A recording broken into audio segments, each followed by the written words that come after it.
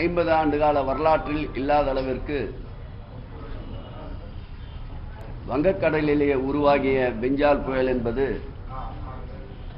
24ஆம் தேதி உருவான புயல் கிட்டத்தட்ட 6 நாட்கள் போக்கு காட்டி இறுதியாக 30ஆம் தேதி கரையை கடந்தது அனைவரும் நன்றாக அறிவோம். வானிலை அறிக்கைப்படி, சில தனியார் நிறுவனங்கள் அறிக்கைப்படி இந்த புயலை குறித்து, கரை கடக்கின்ற சூழ்நிலையை குறித்து வந்த அனைத்து கருத்துக்களையும் உள்வாங்கி மாண்புமிகு தமிழக முதல்வர் அவர்கள் போர்க்கால அடிப்படையிலே இதுவரையில் இல்லாத அளவிற்கு எடுத்த துரித நடவடிக்கையின் காரணமாக சென்னை மாநகரத்தில் 13 சென்டிமீட்டர் அளவுக்கு மழை பெய்தாலே கடந்த காலங்களில் 3 நாட்கள் 4 நாட்கள் ஸ்தம்பித்த மழை பெய்து விட்ட 12 மணி நேரத்திற்குள்ளாக இயல்பு வாழ்க்கைக்கு சென்னை திரும்பியது என்றால் முதல்வருடைய முன்னெச்சரிக்கை நடவடிக்கையும் போர்க்கால நடவடிக்கையுமே அதற்கு காரணம். பெஞ்சால் புயல் என்பது நின்ற இடத்திலே ஓரிரு நாட்கள் நின்ற வரலாறு என்பது வானிலை வல்லுநர்கள் கூறுகின்ற பொழுது 50 ஆண்டு கால புயல் வரலாற்றில் இதுவே முதல் தடவை என்று குறிப்பிட்டிருக்கின்றார்கள். இந்த வேகமான புயலின் காரணமாக திருவண்ணாமலை, கடலூர், விழுப்புரம், தர்மபுரி, கிருஷ்ணகிரி ஆகிய மாவட்டங்களில் ஏற்பட்டிருக்கின்ற வெள்ள நிவாரண பணிகளுக்கு கடலூருக்கு அன்பிற்கினிய MRK பன்னீர்செல்வம் அமைச்சர் அவர்களும் CV கணேசன் அவர்களும், திருவண்ணாமலைக்கு ஏவா வேலு அவர்களும், நம்முடைய செந்தில் பாலாஜி அவர்களும், போக்குவரத்து துறை அமைச்சரான நம்முடைய சிவசங்கரன் அவர்களும், அதேபோல் பொன்முடி அவர்களும் விழுப்புரம் மற்றும் திருவண்ணாமலைக்கு பொறுப்பு அமைச்சர்களாக இருந்து பணியாற்றி கொண்டிருக்கின்றார்கள். கிருஷ்ணகிரி மற்றும் தர்மபுரிக்கு வீட்டுவசதித்துறையுடைய அமைச்சர் முத்துசாமி அவர்களும், சுற்றுலா வளர்ச்சித்துறையுடைய அமைச்சர் ராஜேந்திரன் அவர்களும் பொறுப்பு அமைச்சர்களாக இருந்து பணியாற்றி கொண்டிருக்கின்றார்கள். புயல் மழை வெள்ளம் என்றவுடன் சென்னையில் மாண்புமிகு தமிழக முதல்வர் அவர்கள் 30 மற்றும் 1ஆம் தேதி களத்திற்கு சென்று இயல்பு வாழ்க்கை சென்னை திரும்பியதைக் கண்டு பொதுமக்கள் பாராட்டு மழையில் நனைந்து வந்தார் என்பதில் மாற்று கருத்து இருக்க முடியாது.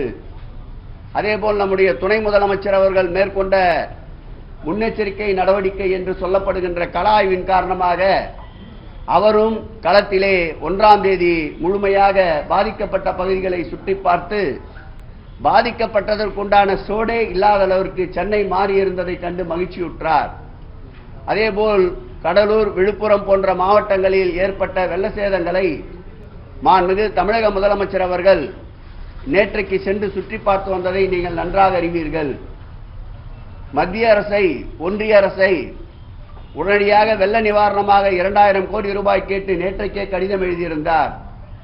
மாண்புமிகு தமிழகத்துடைய துணை முதலமைச்சர் அவர்களை வெள்ளம் பாதித்திருக்கின்ற இந்த 5 மாவட்டங்களுக்கும் நேரடியாக சென்று களத்திலே நின்று நிவாரணப் பணிகளை போர்க்கால அடிப்படையிலே மீட்பதற்குண்டான நடவடிக்கை எடுத்ததையும் நீங்கள் நன்றாக அறிவீர்கள். மத்திய அரசு உதவி செய்வதாக அறிவித்ததோடு நின்று கொண்டிருக்கின்றது. ஆனால் மாநில அரசு பாதிக்கப்பட்ட கால்நடைகள், வீடுகள், பயிர்கள் போன்றவற்றுக்கு கருணை உள்ளம் கொண்ட மாண்புமிகு தமிழக முதலமைச்சர் அவர்கள் இன்றைக்கு நிவாரண உதவிகளை அறிவித்திருக்கின்றார். ஆகவே இந்த வெள்ளமழை பாதிப்பிலிருந்து மக்களை காப்பாற்றுகின்ற ஒரு பேருதவியாக, பேரியந்திரமாக மாண்புமிகு தமிழக முதல்வர் அவர்கள் தமிழகத்தை காக்கின்ற ஒரு கடவுளாக இன்றைக்கு காட்சியளித்துக் கொண்டிருக்கின்றார். இப்படிப்பட்ட பெருமழை வெள்ளத்தின் போது, பெருஞ்சீற்றத்தின் போது ஆளுங்கட்சிக்கு உதவியாக இல்லாவிட்டாலும் ஆளுங்கட்சியுடைய பணிகளுக்கு ஆலோசனை சொல்வதை முதலமைச்சர் அவர்கள் ஏற்றுக்கொள்வதற்கு தயாராக இருக்கின்றார்கள். ஆனால் ஆளுங்கட்சிக்கு குறைகளை சுட்டிக்காட்டுகின்ற இடத்திலே இருக்கின்ற எதிர்க்கட்சிகள் வஞ்சக சூழ்ச்சியோடு அவதூறுகளை அள்ளி வீசிக் கொண்டிருக்கின்றார்கள். இன்றைக்கு எதிர்க்கட்சி தலைவர் அவர்கள் அரசியலிலே கள ஆய்வு கூட்டங்களை கூட நடத்த முடியாமல் கட்சியிலே திணறிக் கொண்டிருக்கின்ற நிலை. சேலத்திற்கும் சென்னைக்கும் மாத்திரம் அரசியல் செய்து கொண்டிருக்கின்ற எதிர்க்கட்சி தலைவர் அவர்கள் சாத்தனூர் டேம் திறக்கப்பட்டதால் தான், முன்னறிவிப்பு இல்லாமல் திறக்கப்பட்டதால் பெரிய சேதம் ஏற்பட்டதாக கூறியிருக்கின்றார். கடந்த காலங்களை அவர் திரும்பி பார்க்க வேண்டும். 2015ஆம் ஆண்டு இதே சென்னையில் செம்பரம்பாக்கம் ஏரியை முன்னறிவிப்பு இல்லாமல் திறந்ததால் 280க்கும் மேற்பட்ட உயிர்கள் பலியானதை மறந்திருக்க முடியாது. பல லட்சம் வீடுகள் இழந்ததை அவர் மறந்திருக்க முடியாது. சாத்தனூர் டேமை பொறுத்தளவில் மாண்புமிகு தமிழக முதல்வர் உத்தரவுப்படி 25ஆம் தேதியிலிருந்து படிப்படியாக நிரம்புகின்ற தண்ணீரை வெளியேற்றிருக்கின்றோம். முதற்கட்டமாக 25ஆம் தேதி 10,000 கன அடி தண்ணீரை வெளியேற்றிருக்கின்றோம், முன்னறிவிப்பு கொடுத்துத்தான். அதுபோல் 5 முறை சாத்தனூர் டேமிலிருந்து முன்னறிவிப்பு கொடுத்து படிப்படியாக தண்ணீரை வெளியேற்றிருக்கின்றோம். கடைசியாக 1,68,000 கன அடி தண்ணீரை நேற்றைக்கு முன்னறிவிப்போடு தான் வெளியேற்றிருக்கின்றோம். அந்த முன்னறிவிப்போடு வெளியேற்றப்பட்டதால் தான் எந்த விதமான உயிர் சேதமும் இல்லாமல் தவிர்க்கப்பட்டிருக்கின்றது. பல உயிர்களை காப்பாற்றி இருக்கின்ற அரசு இந்த திராவிட மாடல் அரசு என்பதற்கு உண்மையிலே மனசாட்சி இருந்திருந்தால் எடப்பாடி பழனிசாமி அவர்கள் தமிழக அரசிற்கு நன்றி கூறி இருக்க வேண்டும். அதை விட்டுவிட்டு வஞ்சக எண்ணத்தோடு குறை சொல்லிக் கொண்டிருக்கின்றார். மாண்புமிகு தமிழக முதலமைச்சர் அவருடைய இந்த போர்க்கால நடவடிக்கையை நம் மாநிலம் மட்டுமல்ல, அண்டை மாநிலங்களும் இன்றைக்கு இந்த வெள்ள நிவாரண பணிகளை தொடர்ந்து பாராட்டிக் கொண்டிருக்கின்றார்கள். உண்மையிலே மனசாட்சி இருக்குமானால் வாய்ச்சவடால் விடுகின்ற எதிர்க்கட்சி தலைவர் அவர்கள் மத்திய அரசிடம் நிதியை கேட்டு அழுத்தம் தருவதற்குண்டான முயற்சிகளை மேற்கொள்ள வேண்டுமே தவிர தமிழக அரசு எடுக்கின்ற நடவடிக்கைகளுக்கு குந்தகம் விளைவிக்காமல் இருக்க வேண்டும் என்று இந்த பத்திரிகையாளர்கள் செய்தியாளர்கள் சந்திப்பின் வாயிலாக கேட்டுக்கொள்கிறேன்.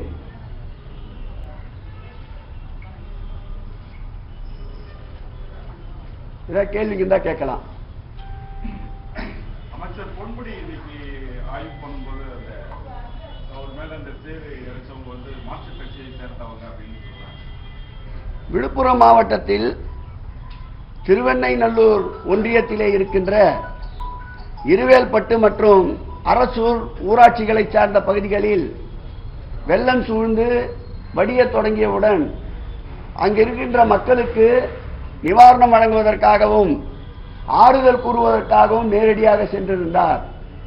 அந்த இடத்தில் ஒரு குறிப்பிட்ட கட்சியை சார்ந்த அரசூர் ஊராட்சியிலே இருக்கின்ற குறிப்பாக மகளிரணியை சார்ந்த விஜயராணியும் அவரது உறவினர் ராமர் என்பவரும் உள்நோக்கத்தோடு வேண்டுமென்று அவர் மீது சேற்றை வாரி இறைத்திருக்கின்றார்கள்.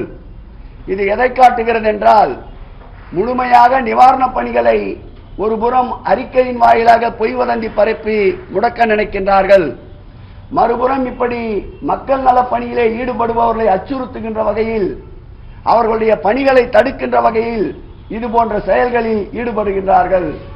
இப்படிப்பட்ட தடைகளை தாண்டி வளர்ந்த இயக்கம்தான் திராவிட முன்னேற்ற கழகம், திராவிட மாடல் அரசு. ஆகவே இப்படிப்பட்ட எதிர்ப்புகளை கண்டு அஞ்சாமல் மக்கள் பணியில் தொடர்ந்து பயணிப்போம் என்பதை எடுத்து காட்டுகின்ற வகையில் தான் இந்த நிகழ்ச்சிக்கு பிறகு தொடர்ந்து பாதிக்கப்பட்ட பகுதிகளுக்கு சென்று நிவாரணங்களை அமைச்சர் பொன்முடி அவர்கள் மேற்கொண்டு வருகிறார் என்பதை தெரிவித்துக் கொள்கிறோம்.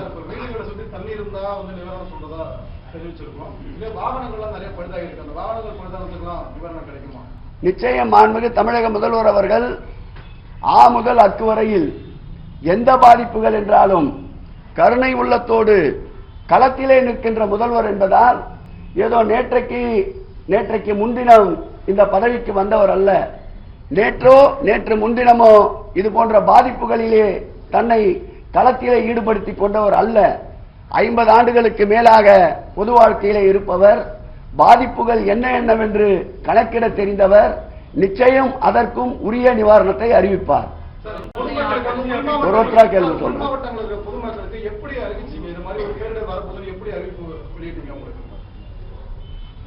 மாண்புமிகு தமிழக அரசை பொறுத்தளவில்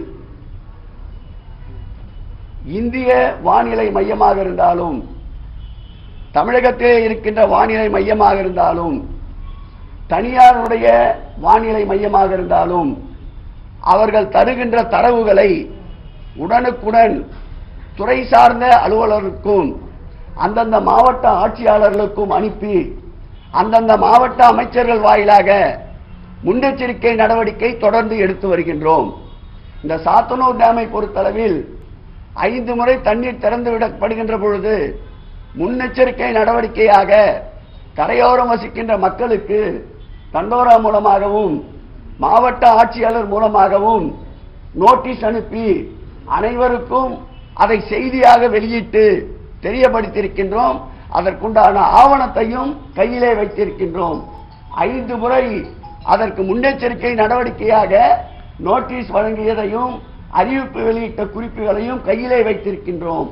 ஆகவே இந்த அரசை பொறுத்தளவில் முன்னெச்சரிக்கையாக செயல்படுகின்ற ஒரு அரசு என்பதற்கு பல்வேறு உதாரணங்களை சொல்ல முடியும். சென்னையிலே பெருமழை என்ற பொழுது 1 மாதத்திற்கு முன்பாக இருந்தே முன்னெச்சரிக்கை நடவடிக்கையிலே ஈடுபட்டோம். சுமார் 8000த்திற்கும் அதிகமான சமூக ஆர்வலர்களை ஒருங்கிணைத்திருந்தோம். மாநகராட்சியின் சார்பில் 22,000 மாநகராட்சி பணியாளர்களை ஈடுபடுத்தியிருந்தோம். நீர் உறிஞ்சும் இயந்திரங்களை 800க்கும் அதிகமான இயந்திரங்களை பல்வேறு மாவட்டங்களில் இருந்து வரவழைத்திருந்தோம். அதேபோல் 700 அரவை இயந்திரங்களை மரங்கள் விழுகின்ற பொழுது உடனடியாக அகற்றுவதற்குண்டான பணிகளை துரிதப்படுத்தியிருந்தோம். 36 படகுகளை சென்னை பெருநகர மாநகராட்சியின் சார்பில் வாங்கி ஆங்காங்கு நிறுத்தியிருந்தோம். கிட்டத்தட்ட 106 படகுகளை முன்பதிவு செய்து தயாராக வைத்திருந்தோம். இப்படி அனைத்து வகையிலும் முன்னெச்சரிக்கை நடவடிக்கை என்பது இந்த ஆட்சியினுடைய கொள்கையாகவே வழியாகவே செயல்பட்டுக் கொண்டிருக்கிறது என்பதற்கு சென்னை மாநகரத்தில் எடுக்கப்பட்ட நடவடிக்கைகளே ஒரு சாட்சி.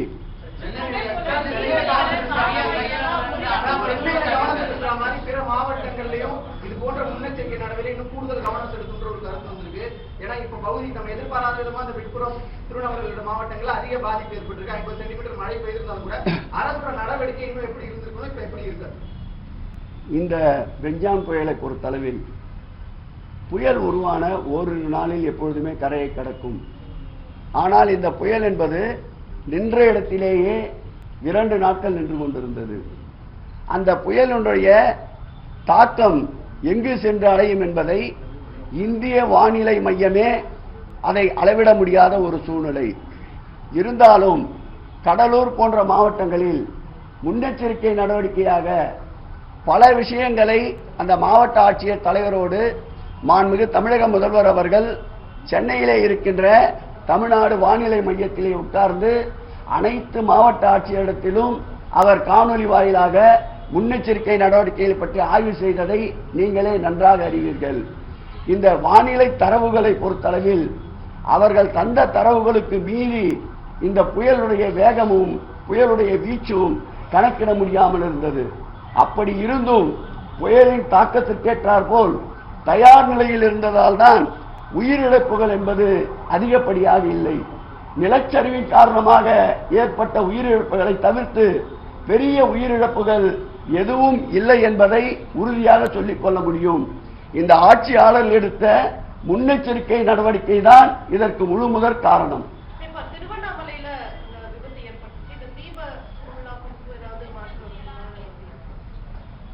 இந்த அரசை பொறுத்தளவில்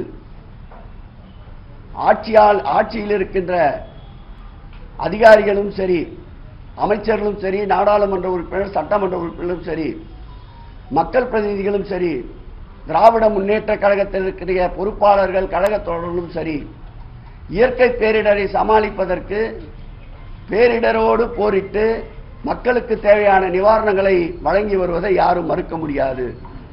திருவண்ணாமலை தீபத் திருவிழாவை பொறுத்தளவில் நேற்றையிலிருந்து சாமியினுடைய உற்சவ ஊர்வலம் தொடங்கிவிட்டது. நேற்றைக்கு துர்க்கை அம்மனுடைய ஊர்வலமும் இன்றைக்கு பவானி அம்மனுடைய ஊர்வலமும் துவக்கப்பட்டு விட்டது. கிரிவலப்பாதையில் எந்தவித சேதாரம் இருந்தாலும் 2 நாட்களில் சரி செய்யப்படும். அதேபோல் கடந்த ஆண்டு 35 லட்சம் பக்தர்கள் வருகை தந்தார்கள். இந்த ஆண்டு 10 to 20% மக்கள் கூடுதலாக வருகை தருவார்கள் என்று எதிர்பார்க்கப்படுகிறது.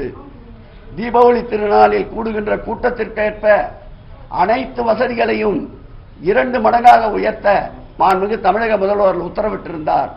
அதன் அடிப்படையில் துணை முதல்வர் அவர்கள் 15 நாட்களுக்கு முன்பாக நேரடியாக கிரிவல பாதையை பார்வையிட்டு மாவட்ட ஆட்சியர் அலுவலகத்தில் ஆய்வுக் கூட்டத்தை நடத்தினார். அதைத் தொடர்ந்து அந்த மாவட்டத்துடைய அமைச்சர் அண்ணன் வேலு அவர்களும் நானும் கடந்த 10 நாட்களுக்கு முன்பு ஆய்வுக் கூட்டத்தை மேற்கொண்டிருக்கின்றோம். வருகின்ற 6, 7 தேதிகளில் மீண்டும் ஒரு ஆய்வுக் கூட்டத்தை மேற்கொள்ள இருக்கின்றோம். ஆகவே கூடுகின்ற கூட்டத்திற்கு ஏற்றாற்போல் போக்குவரத்து வசதி, தற்காலிக பேருந்து நிலையங்கள் அமைப்பது, தென்னக ரயில்வேக்கு கூடுதலாக ரயில்களை இயக்குவது, காவல்துறையின் பாதுகாப்பை அதிகப்படுத்துவது, அதேபோல் தீயணைப்பு துறையினுடைய பாதுகாப்பை அதிகப்படுத்துவது, மின்சார வசதி, போக்குவரத்து வசதி, குடிநீர் வசதி, பாதுகாக்கப்பட்ட குடிநீர் ஆகியவைகளை அனைத்து வசதிகளும் ஏற்பாடு செய்யப்பட்டு 40 லட்சத்திற்கும் அதிகமான மக்கள் கூடினாலும் எந்தவித சிரமமும் இல்லாமல் தீபாவளி திருநாளை வெற்றிகரமாக நடத்தி காட்டுவதற்கு முதலமைச்சர் அறிவுறுத்தியிருக்கின்றார்.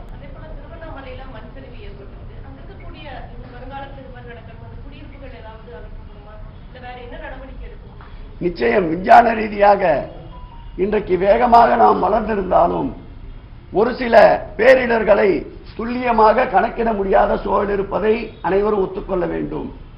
இருந்தாலும் இது ஒரு பாடமாக கருதி இது போன்ற பெருமழை வெள்ள காலங்களில் இது போன்ற நிலச்சரிவு ஏற்படும் என்று கருதுகின்ற பகுதிகளில் இருப்பவர்களை பாதுகாப்பான இடங்களுக்கு கொண்டு செல்ல வேண்டும் என்று மாண்புமிகு முதல்வர் அவர்கள் அறிவுறுத்தி இருக்கின்றார். ஆகவே அந்த நடவடிக்கைகள் வருங்காலங்களில் விரைவுபடுத்தப்படும், உறுதியாக நடவடிக்கைகள் மேற்கொள்ளப்படும். இந்திய வானிலை ஆய்வு மையமே இந்த பெஞ்சல் புயல் போக்கு காட்டியிருக்கு அப்படின்னு சொல்லி நம்ம எடுத்துக்கலாமா? ஏன்னா உண்மை அதுதான். பல வானிலை ஆராய்ச்சியாளர்கள் 50 ஆண்டு கால வரலாற்றில் இந்த பெஞ்சமின் புயல் என்பது வானிலை ஆய்வு மையத்திற்கே கட்டுப்படாமல் போக்கு காட்டியது என்பது உண்மை. அதனால்தான் திருவண்ணாமலை, கடலூர், விழுப்புரம், தர்மபுரி, கிருஷ்ணகிரி போன்ற மாவட்டங்களில் திடீரென்று ஏற்பட்ட பெருமழை வெள்ளம் என்று கருதுகிறார்கள். வருங்காலத்தில் இதையும் மிஞ்சுகின்ற அளவிற்கு வளர்ந்துவிட்ட அறிவியலை, விஞ்ஞானத்தை நோக்கி துல்லியமாக கணக்கிடுவதற்கு என்னென்ன எல்லாம் வழிமுறைகள் இருக்கின்றதோ அதை மேற்கொள்ள தமிழக அரசு தயாராக இருக்கின்றது.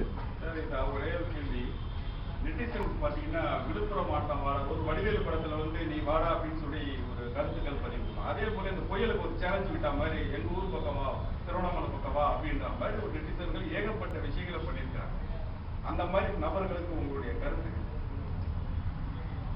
ஏற்பட்ட துக்கத்தை அனைவரும் பகிர்ந்து கொள்ள வேண்டும். இப்படிப்பட்ட நிகழ்வுகள் மீண்டும் ஏற்படாமல் இருப்பதற்கு என்ன நடைமுறைகளோ அதை நாம் பின்பற்ற வேண்டும்.